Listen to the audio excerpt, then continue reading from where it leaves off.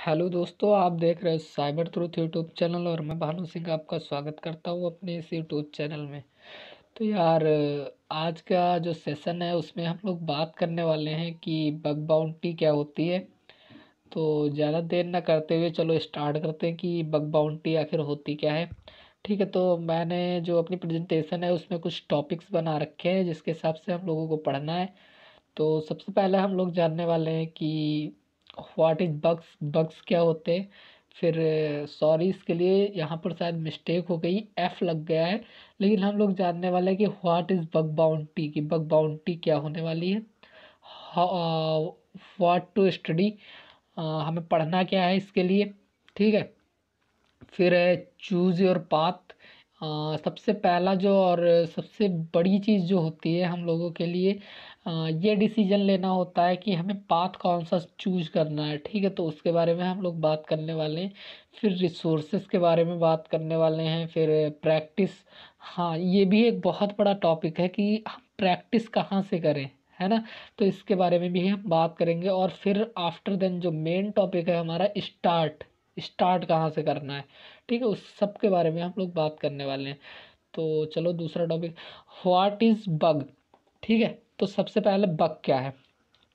तो मैंने यार बहुत कुछ लिख रखा है इसमें, और ये सब आप लोगों को मिल जाएगा गूगल पर। आप जैसे ही डालोगे व्हाट इज बग, इसके बारे में बहुत बड़ा बड़ा नॉलेज मिल जाएगा। लेकिन मैं एक छोटी सी डिफिनीसन देना चाह रहा हूँ जो हो सकता है आप लोगों को यूज दे, और अपने पास से मैं बोल रहा हूँ ये। तो बग जो होता है, आप सपोज करो अगर जो आपने जैसे आपका जो एक रूम है, ठीक है, रूम में सिर्फ एक ही दरवाज़ा है। ठीक है, लेकिन अगर जो कोई बंदा आपके रूम में कहीं और से आ जाए, है ना, तो खिड़की से आ जाए या कहीं और से आ जाए, कोई एक ऐसा बग उसे कोई एक ऐसा होल मिल जाए जहाँ से वो अंदर एंटर हो जाए।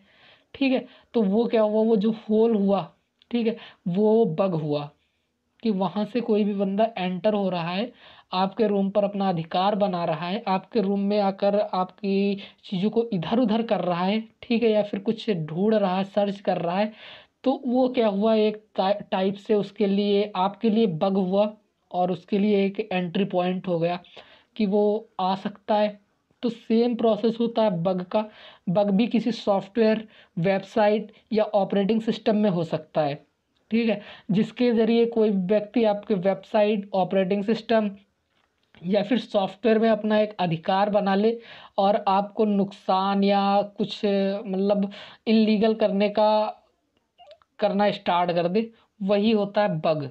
ठीक है, जिसके ज़रिए वो आप पर एकाधिकार बना रहा है, आपका डेटा ले रहा है, वही चीज़ है बग। ठीक है, तो एक सिंपल भाषा में आप लोगों को समझ आ गया होगा। और फिर है बग बाउंटी। ठीक है, तो इसके लिए ये जो बग्स हैं, ठीक है, अगर जो आपका जैसे रूम है, अब रूम में कहाँ से बंदा आया, इसके लिए ना आप किसी को बुलाओगे जो इसमें एक्सपर्ट होगा पकड़ने में। लाइक अगर जो चोरी हो रही तो आप पुलिस वालों को बुलाओगे, या फिर सीबीआई बुलाओगे जो बहुत ज़्यादा लेवल पर होगी।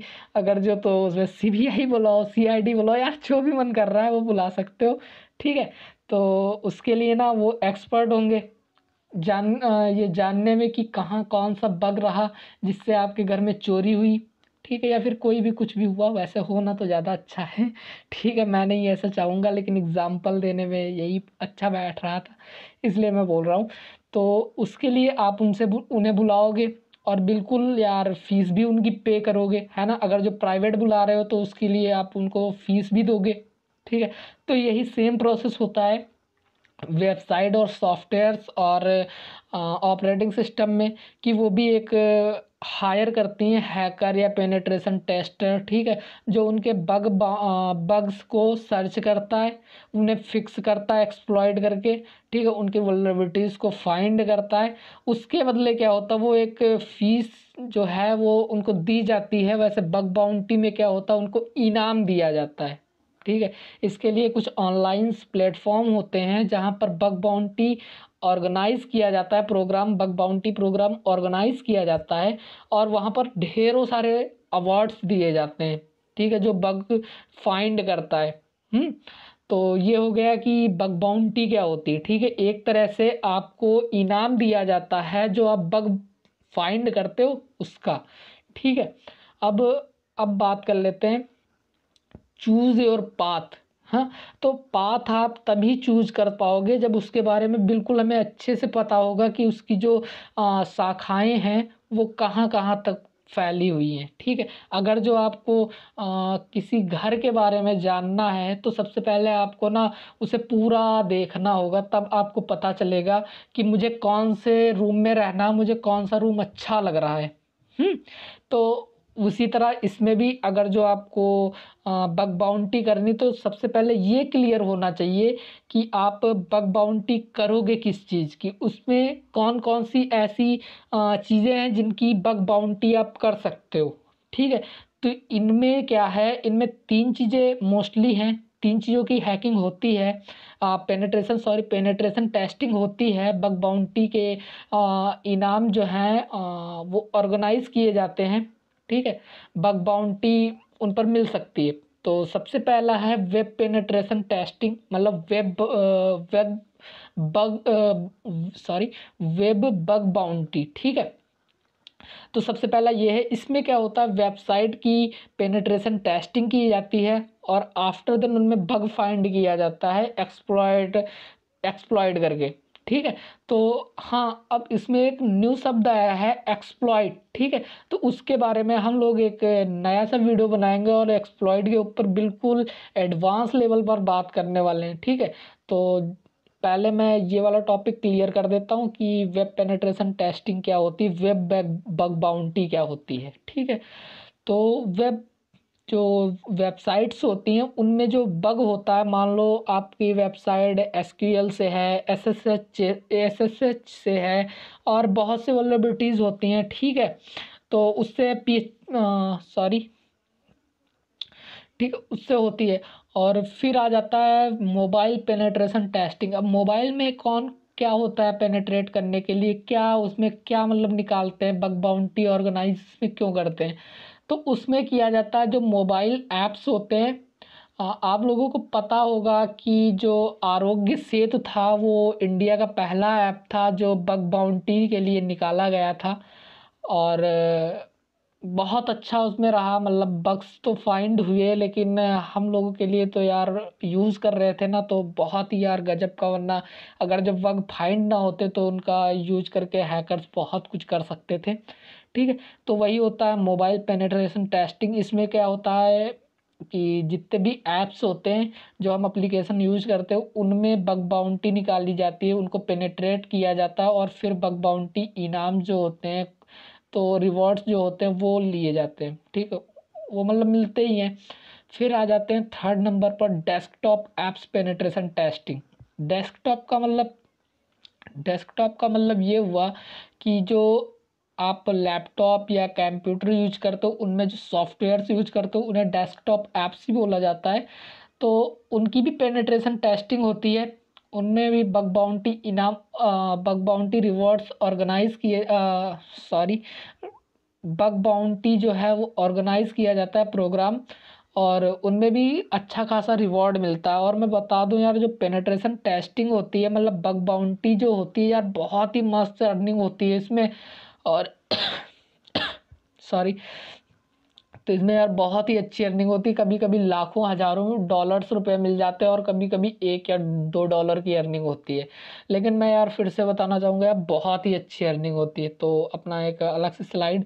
हाँ, अब जो सबसे पहली चीज़ होती है कि रिसोर्स, हम लोगों को मान लो ये तो पता चल गया कि हम अपना फील्ड कहाँ से चुने। ठीक है, अब बग बाउंटी में भी जा रहे हैं तो उसमें भी फील्ड कहाँ से चुने, है ना।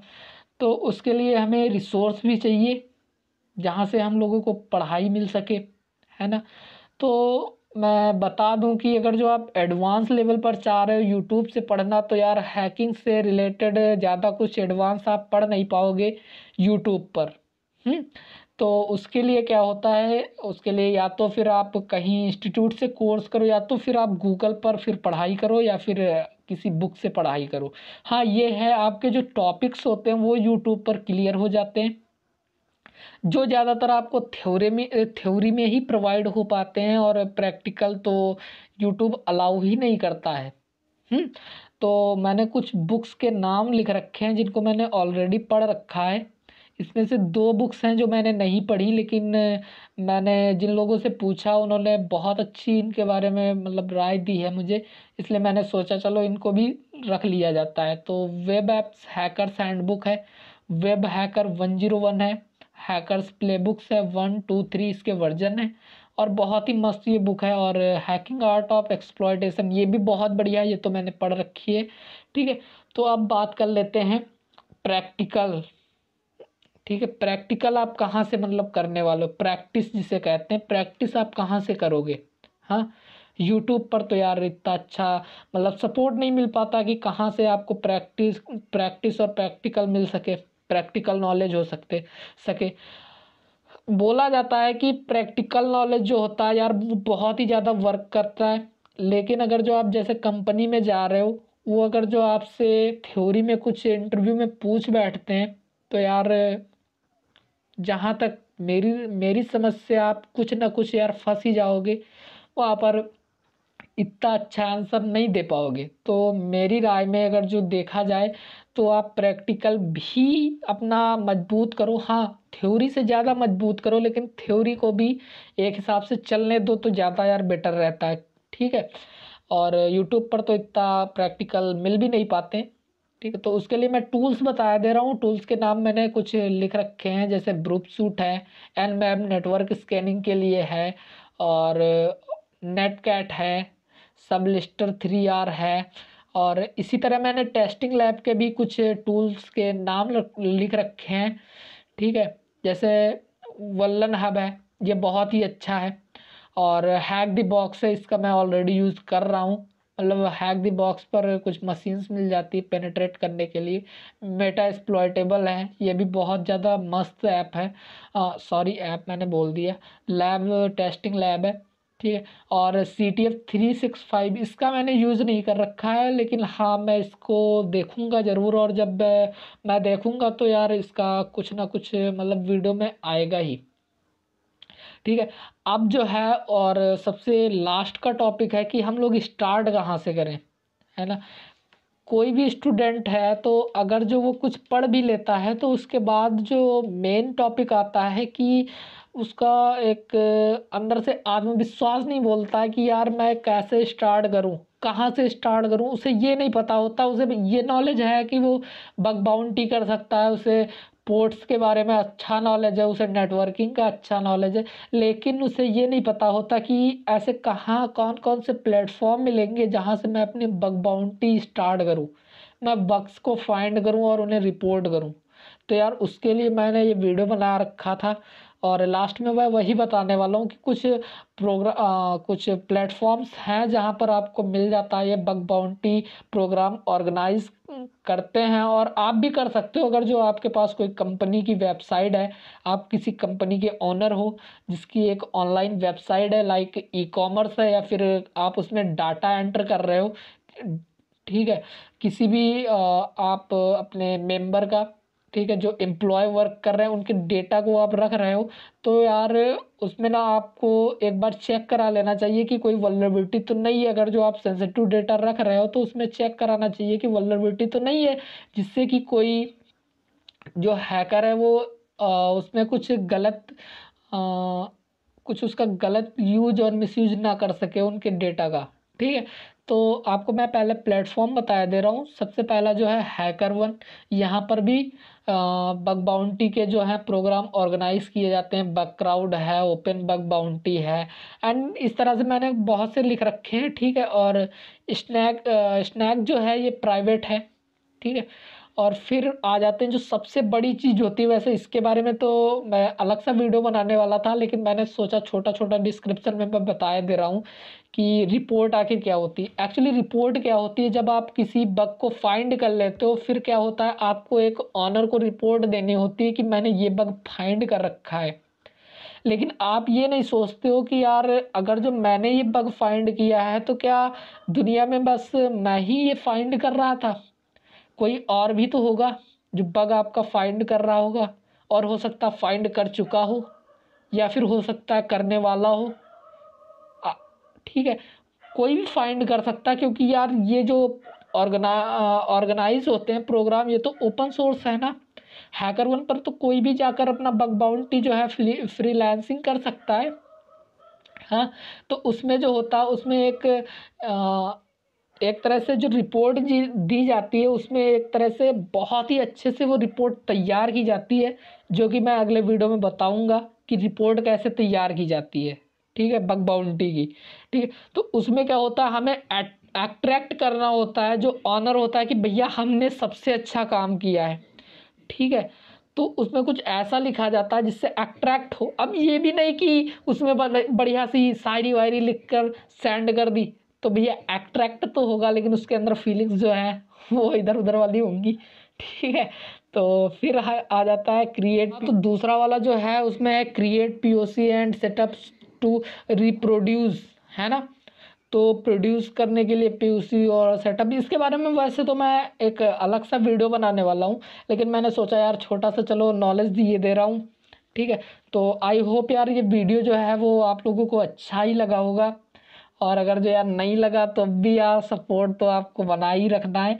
हाँ, आप नीचे कमेंट सेक्शन में लिख सकते हो कि मुझे इस तरह से नहीं समझ आया, आप कुछ अच्छे से समझाओ, या फिर जो मेरे अदर मेंबर्स हैं उनसे समझाओ, तो मैं उनसे बोल दूंगा, वो अलग सा एक वीडियो बना देंगे जिससे आपको हो सकता समझ में आ जाए। मेरे से इतना अच्छा नहीं समझ में आया, मेरे में कुछ कमी रह गई, लेकिन हाँ अगर जो आप कमेंट कर दोगे तो मुझे पता भी चल जाएगा और मैं उसे सुधारने की कोशिश भी करूँगा। ठीक है, तो यार आई होप यार वीडियो अच्छा लगा हो, और अगर जो आपकी कोई भी क्वेरी है तो आप नीचे लिख दो कमेंट सेक्शन में, हम उसको ज़रूर रीड करेंगे और जल्दी से जल्दी उसका आंसर देने की कोशिश भी करेंगे। तो बाय बाय, अगले वीडियो में मिलते हैं।